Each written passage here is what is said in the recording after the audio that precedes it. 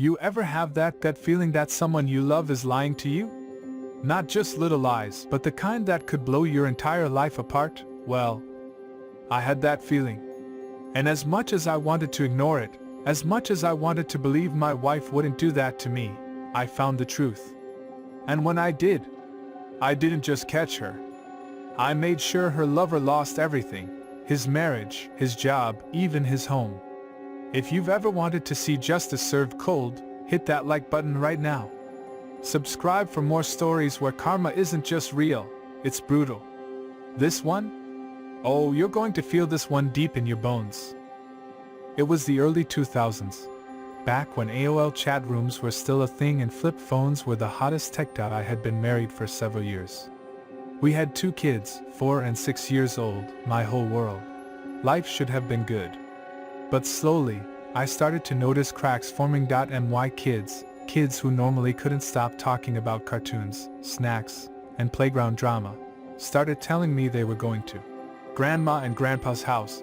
A lot. Now, my in-laws lived about 90 minutes away. This wasn't a casual drop-in situation. That's 3 hours of driving, with 2 kids several times a week. Something about it didn't sit right. One night, I asked her about it casually, trying to keep my tone light. Hey, the kids say they've been spending a lot of time at your parents' place lately.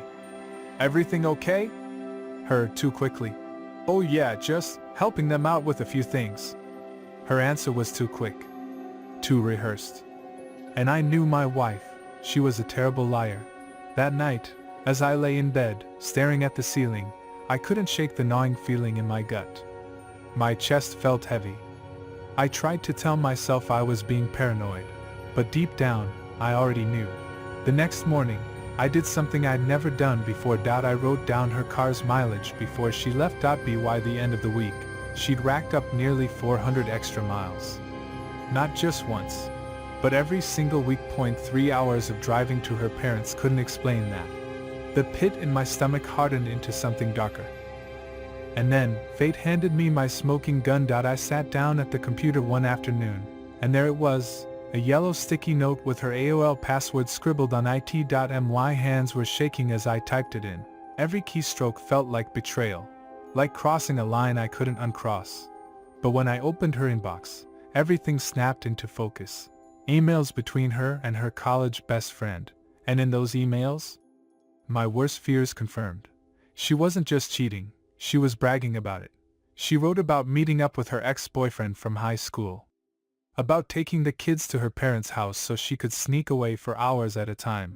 She even mocked the guy's wife, saying she had let herself go after having kids. My vision blurred as I stared at the screen.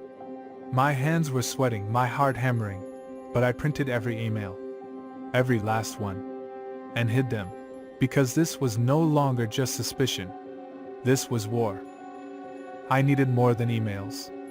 I needed evidence that no one could ignore. I called a friend, a cop, who told me about a PI he trusted. Ron was his name.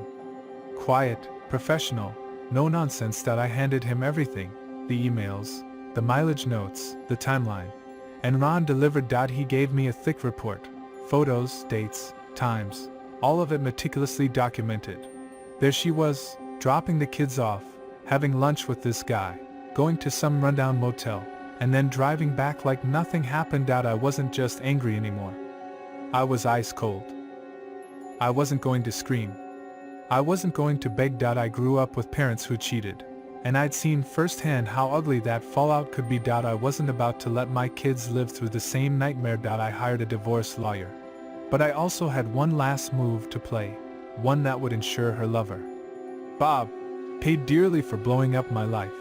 Ron dug into Bob's life, and the results were delicious. Bob was married, 3 kids, worked as VP of sales at his father-in-law's company, lived in a house owned by his wife's parents. I smiled for the first time in weeks. I had divorce papers drawn up. Then, I had Ron make 2 extra copies of his report, and on a bright weekday afternoon, I set everything in motion. My wife was served at work. At the exact same time, Ron met with Bob's wife and handed her everything. Her reaction? Shock, tears, and then fury. I never saw the aftermath firsthand, But thanks to public court records, I know what happened next. She cleaned out their bank accounts, took the kids, filed for divorce. Her father, Bob's boss, fired him immediately, then evicted him from the house. Bob's life crumbled in real time. He tried to fight, but his soon-to-be ex-wife's brother broke his nose during one of their screaming matches. Restraining orders followed. Criminal charges. Jail time. Bob lost his family, his job, his home, everything. And me? I walked away with my kids, my dignity, and the satisfaction that Bob's smug little affair cost him everything he'd ever taken for granted. Years later, my ex-wife and I remained civil, but only for the kids. When they became adults, I stopped talking to her entirely. I don't hate her. I don't wish her ill. But she became irrelevant the day I realized my kids deserved a father who wouldn't look the other way while their mom destroyed the family. As for Bob, no one knows where he is anymore. But I like to think that wherever he is, he remembers the day his world came crashing down. Bob lost it all: his wife, his kids, his job, his house, his reputation, and all I had to do was let the truth speak for itself. Some people say revenge doesn't solve anything, but watching him lose everything, that was closure. Betrayal cuts deep, but the truth is the sharpest knife of all. And sometimes, justice isn't about screaming or fighting back. It's about standing still and letting karma do what karma does best. If this story gave you chills, smash that like button. Comment below, do you think this revenge was enough? Or would you have gone even further? And of course, subscribe for more real-life stories where karma comes with receipts.